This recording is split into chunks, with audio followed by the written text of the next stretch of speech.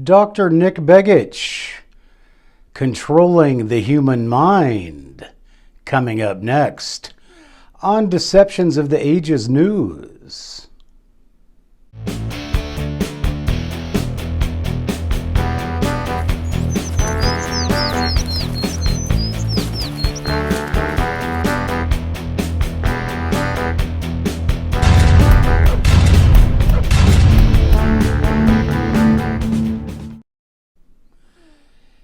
Hello, everybody, and welcome to a special edition of Deceptions of the Ages News and our new channel, Books in Hindsight. Last week, we interviewed Dr. Nick Begich from Alaska. After the interview, after posting on Books in Hindsight, we said, wait a minute, this has to go on Deceptions of the Ages News. So before we get into this amazing trend-setting interview, we want to say hello to some of our new subscribers and thank you for subscribing and for leaving comments in the comments section. The first person we want to say hello to is Willie Wilkerson. And we also want to say hello to Gia Marie. And as well, we want to say hello to Spartan King. Is that you, Leonidas? Well, we don't know. But anyway, you guys, thanks for subscribing. Now, without further ado, let's go ahead and let's get ready to listen to Dr. Nick Begich and how the government and corporations are controlling the human mind.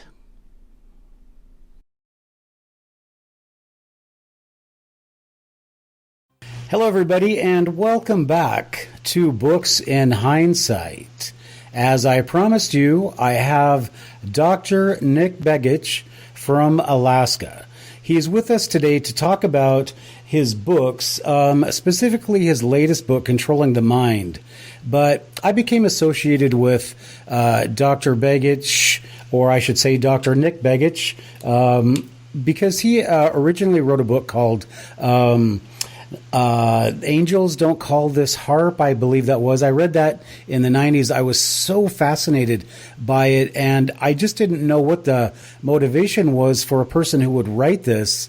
And because it really goes into a lot of a secret government and a weapons program that nobody really knows about, and nobody even knows the potential of it. But today we're going to go even farther beyond that because Dr. Begich doesn't sit still very often, and he is really into talking about the dangers of technology. So without further ado, Dr. Nick Begich, welcome to Books in Hindsight. Hey, thanks for having me. You know, the first book, Angels Don't Play This HAARP, that you mentioned, and was kind of the beginning of all of this, you know, for me at least in terms of public writing. You know, and I was in my 30s back then, you know, and so I was not really thinking I was going to be doing writing professionally at all. In fact, it was something I knew I might eventually do, but wasn't really on the drawing board. But I'd written an article about HAARP that had gotten a little bit of notoriety, and as a consequence, became acquainted with Jean Manning, who was a journalist for over 30 years and had actually published her first book on new energy. It was The Coming Energy Revolution was her title. But we got together in Seattle, actually right where you are, and at the airport there, had a conversation when I was flying over to Finland in 1994. And in the course of that conversation, we decided we'd collaborate on a book, and that, of course, became Angels Don't Play This HAARP. But my interest in that whole area of science and technology, without kind of reviewing it, was the idea that electromagnetic fields could affect the human body. And so my interest was really more about sort of what could you do, you know, with energy. It's sort of the root of health sciences, in my view, is biophysics, which deal with the energy exchanges below the chemical reactions that are, you know, what most scientists and most medical professionals deal with is chemical reactions in body tissue. But the biophysics, that's what drives it. You know, that's what got me interested in the HAARP project. So it was basically energy technology. But underlying that, in the book we're talking about today, Controlling the Human Mind, now this was sort of the deeper side of it. You know, could you override brain function with, you know, external means. So that became exciting, and then the book, Controlling the Human Mind, sort of the main focus, and really my primary focus going into all of this to begin with was what could we do to enhance human performance, and in the course of that, what are the sort of the safeguards too, because opening the mind and consciousness, is kind of the root to who we are, right? Okay, so just to give you, our listeners and our viewers on YouTube, a little background. Nick has a very famous, noteworthy Alaska family that I'm going to let him talk about a little bit if he chooses to, but we need to talk about, so you didn't just decide to start talking about one of the military's and science's most secret projects based on Tesla technology. This actually is something that kind of goes against the grain. So did you somehow become a rebel in your early teens? Is that what spawned this? I've always, I come from a political family, 3 generations of my family dealing with local, state, national, international politics. And so, you come at things a little bit differently. And in Alaska, we're really a big state, as you know, you yourself having lived here for a short time. But as a big state, we have a very small population. Most of it's concentrated in a few urban areas, primarily Anchorage. Half the state lives in Anchorage or the Anchorage area. And so when things are going on here, you generally know about them. There's only about 1,000 people that actually influence policy in my state. I mean, beyond the average voter's, participation, but people who get involved and engaged, there's about 1,000 in Alaska. So if something's going on, you kind of know about it. At least that's been my experience. But in this, in some of these projects, like that one in particular, it came out of a really short article I read in an Australian publication that just seemed too outlandish, quite frankly. And I went to the library here in Anchorage. Lusac Library is a federal repository where any federal record that's public, they have to get it for you. So I went, checked the sources, and found a bunch more. And then I went around to some of the organizations I thought might be paying attention to this that weren't, but they had some files based on the surface disturbance. The Audubon Society had some things because they're going to disrupt some land surface, to build this thing. But that really got me to dig much deeper, and then within a couple days, because it's my nature anyway, I find enough to say, hey, people should be looking at this a little differently. And then I had a background in an interest in sciences, particularly the area of electrophysiology, the effect of electromagnetic fields on the body, so they kind of overlap. Family-wise, my dad was a state senator, U.S. congressman. My brother was a U.S. Senator. My mom was involved in Democratic politics. I was on the board for the Alaska Independent Party for a number of years, and I'm registered as actually a libertarian these days. But I think I left the Democrats about 35 years ago, quite a long time ago. But I think when they left me, actually, is when I could be a Democrat. But the point is, these technologies weren't being discussed either in my region or elsewhere, so that led to the writing of that book. But the other aspect of this technology was sort of the side effects of the effects on human beings, and again, getting into the issue of the mind and consciousness and the things that you can do with external fields. That was a big concern, but the overlap really was there. And I come from classical organizing background, so the way I approached this was way different. My view was to function more as an investigative reporter, stripping away the layers of the onion and really documenting what I was seeing, so that an average person could look at it, and if they didn't have technical knowledge, by the time they got done reading it, if you have a high school education, you figure it out. Enough of it to get it, and if you want to dig deeper, enough footnotes to go there if you're a PhD and want to go dig around. So well, I figured it out, so you were successful. So, all right. Now, you found this project, like I said, that was basically inspired by Tesla, and you point that out in the book, and it would be my concern if I were writing that nobody's going to publish this. First of all, because it's a top secret project, right? But you went ahead and did it, correct? Right. And actually, I self-published, created a publishing company, actually, when I started, and that was the first book out.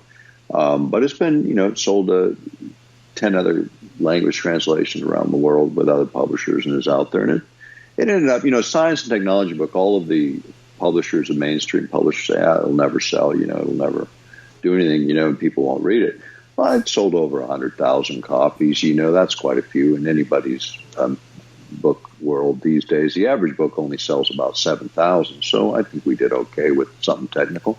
But more importantly, we did 4,000 radio broadcasts over 25 years on this technology and related technology. So that's a lot of penetration in getting an idea out, which is the whole reason I wrote the book to begin with, was it needed to be debated, and the issues around it need to be debated, and it has been, along with a lot of other things that we've been able to disclose over the years, following that same venue. Work with public documents, put the story together, and let the public decide how they want to interpret it, what they want to do with it. Okay, great. And I'm going to just stop for a second here. I just want to give people a little bit more of your professional background, political background. You are the head of the Anchorage Federation of Teachers. Is that correct?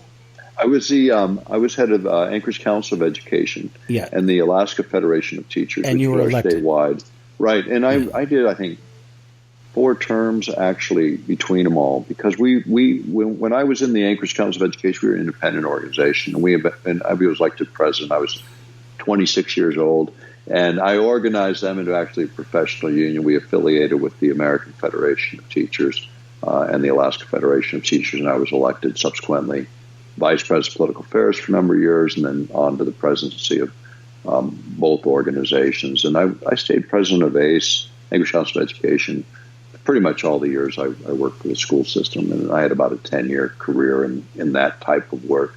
In those days, we were organizing the university. We organized university professors statewide, organized all the supervisors and state government under us. We merged our unions, and that's when I quit doing the work. I had a little different view of the world, and it was around that time that I started doing this work, actually. 94 is when I was sort of leaving the district and moving more into research and writing, which had been sort of my sideline, my whole life, was science. That's where I really started, and where my interests were. Public service was sort of the overlap. And so this has been, the last 25 years, kind of that combination. I've been able to use my voice with an understanding of how to get information out and document it properly. And so the combination has been kind of unique, but I think helpful in the public discourse, because in this century, this century we're in now, what makes governments powerful, what makes them strong, is their technology. So when you think about that as a population that is, supposedly we have a government of the people, by the people, and for the people, that means we have to decide sort of the direction of our technologies. So we have to know enough about them. We don't have to know how to build them. We don't have to know the engineering behind them. Maybe those are legitimately national secrets. But what they do, we ought to be discussing. Whether it's a blinding laser or something to override mental function, something to manipulate weather or create an earthquake, because these are the technologies of the 21st century that I'm not just talking about, that are documented in military literature, hundreds of documents that we've used to support what's happening, from Secretary's Defense quotes to Secretary of Energy, Department of the Navy, the Air Force, all of them. And sort of what it distills down to is we are already past midnight on a lot of this. And we've been out there talking about technologies now 25 years. What you see in the mainstream today about privacy and how that all works, we reported on this 20 years ago. Right. And documented it. So we are past midnight on some of it. We need to grab it back and reel it back in, because a lot of things that have happened have gotten out of control. Okay, and so it is about control. Sorry. Okay, so Nick, you've talked at the Hague. Is that correct? It was the European Parliament. Okay, and we were brought in on their.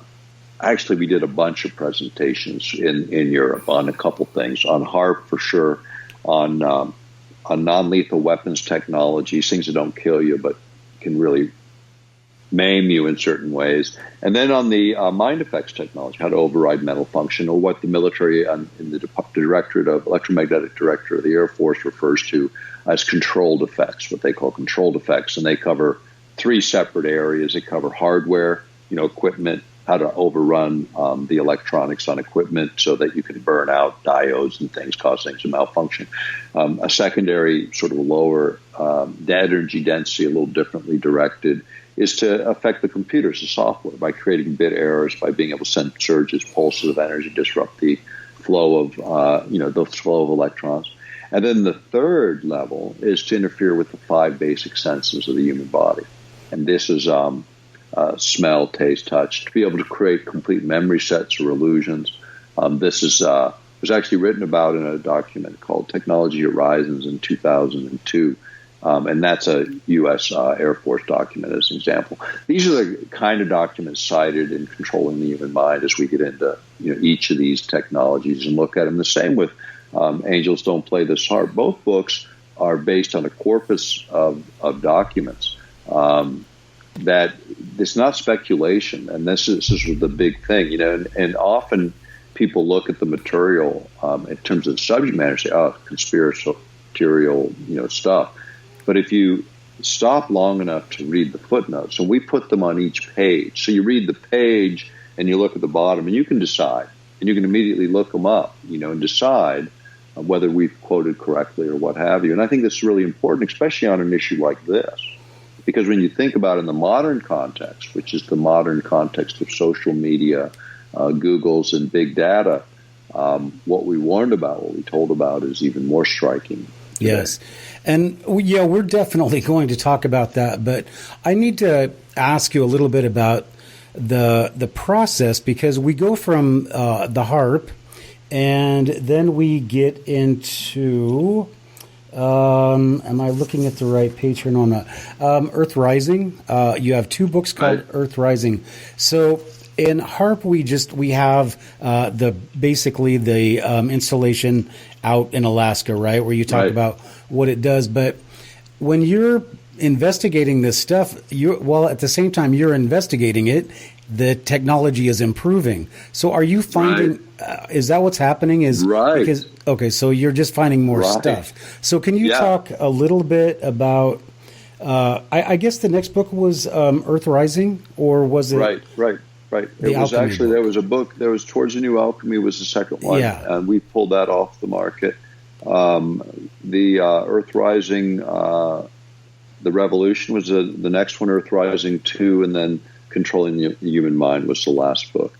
And when you look at the evolution of all this, what we were doing at that time as an organization is we were collecting data all the time. We went through over 100,000 documents and reduced it to 20,000 that at that time we had in our library.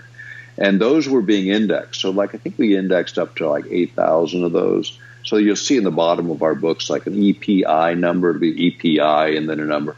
And that was the original file number that article went in. So we could pull it if we ever were interviewed by press. We never found it. We say, well, here it is, And that's the way we did that. We set up our indexing system and integrated it into our footnotes, and then we had it in a big database and available for a while. We had it through the Lay Institute on Technology, which was a nonprofit founded by the Lay PepsiCo family, and I was their ED, their executive director, and we did some things together to try and get this information out there. And really that's what it was about. We were an information organization. We also published 9 micro books, which were 64 pages each and were topically oriented to things in sciences and technology we thought people need to know about, or politics. There was a lot of mixed overlay between politics, economics, technology, because what we saw emerging was this technocracy, which we see today, functioning all around us. And so we came at it at every sort of direction that the data took us, is really where it was. And then because the way we approached the writing was way different. When I wrote Earth Rising 2, what I did is all those indexed articles then that I had read and highlighted the parts that we wanted to quote or reference, that was then typed into a machine. So then I had the footnote in and I had the quote in. And then I organized all those based on topic. And then within those topics, organized them chronologically or organized them just in the way they logically flowed. And those became chapters. And then I organized the chapters in an appropriate order. And then I wrote transition sections on the beginning of each chapter and the end of each chapter, make it work like a book. Then I wrote a front end and a back end, and there you have it. There was the book. But it was driven by the research, telling us how to create the outcome. And then the same thing happened with Earthrising 2, but it was in 4 separate fields, because by then you could see 4 subdivisions: cell phones, underwater sonars, HAARP updates, and then personal privacy. So it became the themes where the data took us, and that's always where we went. Now, when the last book came, that's where the data began for me, was consciousness and mind studies. And that's where I took the data, because that's when I said, you know what, out of all this stuff, there's one issue that matters, and that's what happens between our ears, individually and collectively. That became the issue worth pursuing, and that's why I really haven't written a lot for publication since then, because that has been the theme. Took a little bit of intermission, I think, for about 5 years, and I have something that I may publish later this year, but totally different from anything I've done before. Okay, so going back to Earthrising, you, unlike most people who bring out a gloom and doom scenario, you actually, in Earthrising, I kind of get the feeling that you are presenting a more positive, if we do it this way, it could turn out well. Whereas most people just want to scare the what out of you. Right. But you actually, in a lot of your writing, you say, well, no, that this is a way that we can use this to our own good, which is something that we don't see that much. So could you I'd just like to know for myself, if somebody's listening, what kind of examples of technology are they going to see in Earthrising? You talked about cell phone technology. What does that have to do with our psyche? Well, we talked about a lot of things. I mean, sort of the sub-themes are in terms of who we are. Think about how data is used today. And this stuff we warned about in Earthrising Revolutions. How would big data be used to manipulate us? And what we said back then is that they will be able to profile you so well that they'll be able to send you messaging just directly tailored to you. So like the politician emerges, and Donald Trump uses, and Brexit uses. That's why he defied all of the polls. Okay? He used the technology we predicted 20 years ago, and it worked. Worked for Brexit too. And what you do is you take all that data in, you get a profile on the individual. The individual. This is what Google does. This is what Facebook does. This is what all of these systems do. This is what our government does on steroids, because it's the ultimate aggregator of all data. And some people believe quantum computing already exists, where you can sort this data and get some profile. Let me tell you, we talk about that if we have time, but the point of all this is what it allows you to do is predict with such accuracy. It's like a cycle. So the pop-up ads come up. Hey, I was just thinking about watching that movie. This kind of stuff, where it's just eerie, creepy eerie. Okay, now how does that work? 3,000 data inputs, 3,000 data collection points. We talked about this, called a data valence when I wrote about it. This stuff all made it into the European Parliament. The reason they have stricter, more stringent review of all these privacy issues started with us. I can say that clearly. You look at the Science and Technology Directorate in the European Parliament's research from this period of time, and you will see my work quoted widely because it was cited widely. We predicted the abandonment of the ABM Treaty in front of the European Parliament 20 weeks before. Senator Stevens went on the Senate floor and said there is no Soviet Union, therefore there is no treaty, which is exactly the rationale we said the U.S. would apply, something that every security agency in Europe didn't buy, and the only point the European Parliament Subcommittee on Disarmament even argued with me about in my presentation. And 10 months later, 2 months before our resolution passed the European Parliament, they got the rude awakening when William Jefferson Clinton abandoned that treaty as President of the United States, and did it unilaterally. Now, why is all this important? Because we got all our data from the open public literature to take us to those kinds of conclusions. We take you there, the reader, and we come to a conclusion. And we do editorialize, I'll acknowledge that. We give you all those facts, all those footnotes, and we come to a conclusion.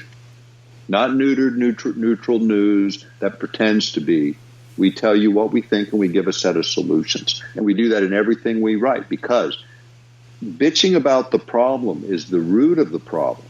It's creating a debate over solutions, which is what we should be doing. And this is where the beginning of the change takes place. And that is also why you should be in politics. All right.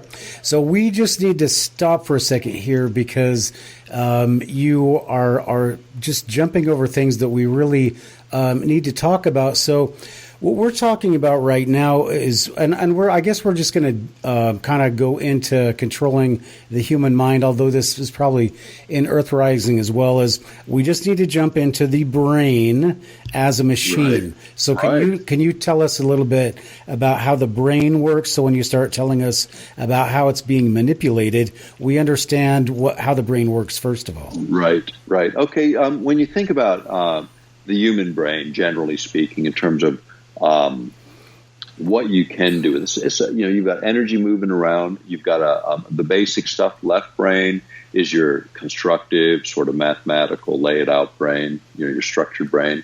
Your right brain is your more liberal, creative side, actually. And this is the side where all those really wild ideas come from, that the left brain says, oh no, turn that one off, turn that one off.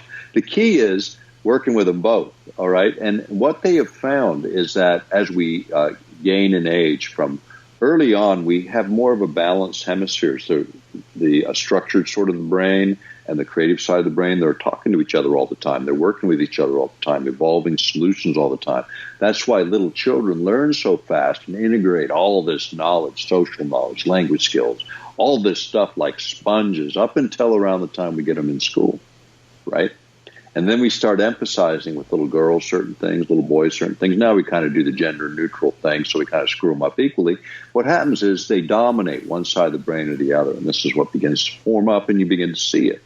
So what they discovered is that certain things could bring this back into balance. In fact, bring it into balance in a way that very, very few people can. And there was a technology patented by Monroe back in the I believe it was even the 1970s when these patents were initially issued. But you can see them in the book, Controlling the Human Mind, as an example. And what it does is sound signals coming in to each ear. Now, we don't hear in the low frequency ranges. And here's how the brain, predominant brainwave activity in deep sleep, it's delta, 1 to 4 pulses or vibrations per second.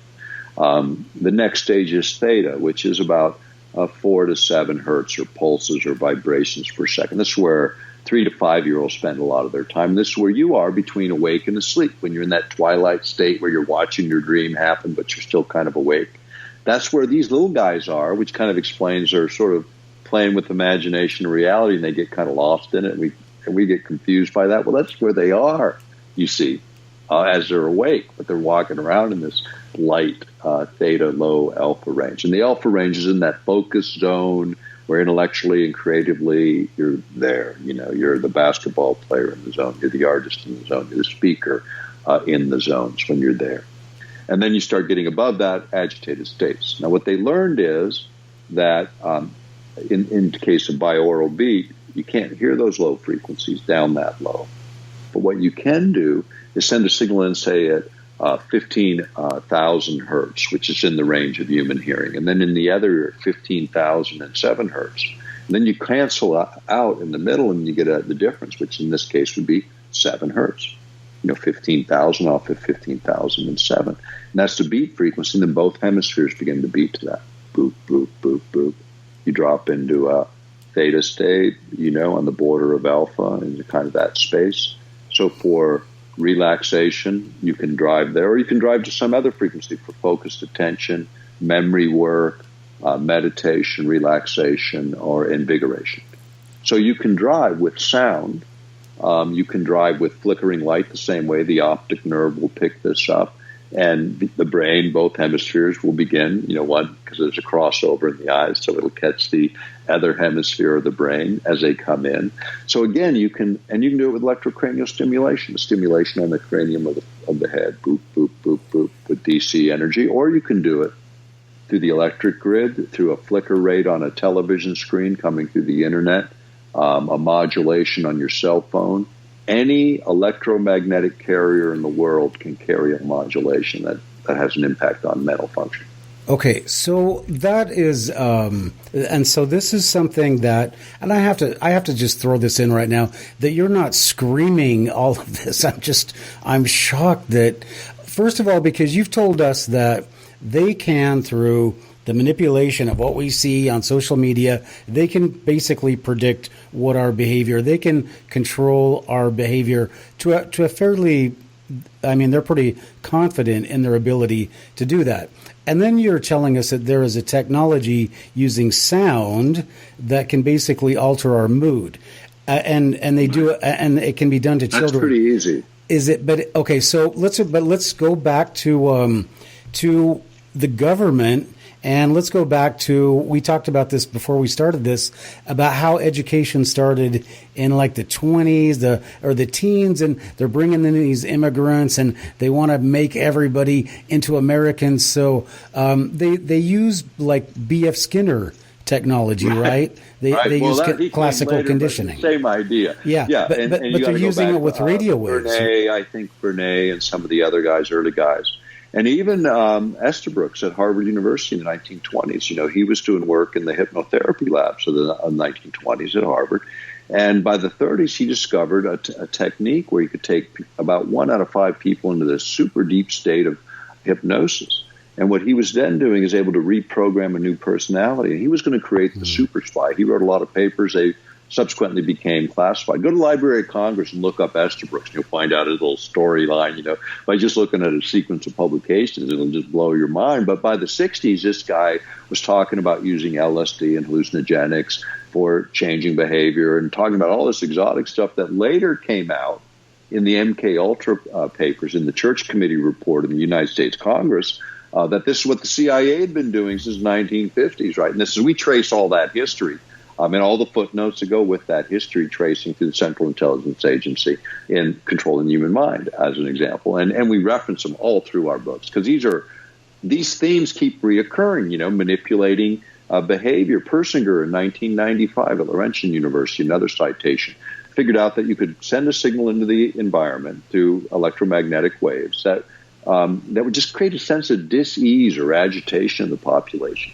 And then something as simple, and he put this in his paper, is just the normal news broadcast where you indict some ethnic group or some other group for all of your ills, terrorists or whatever.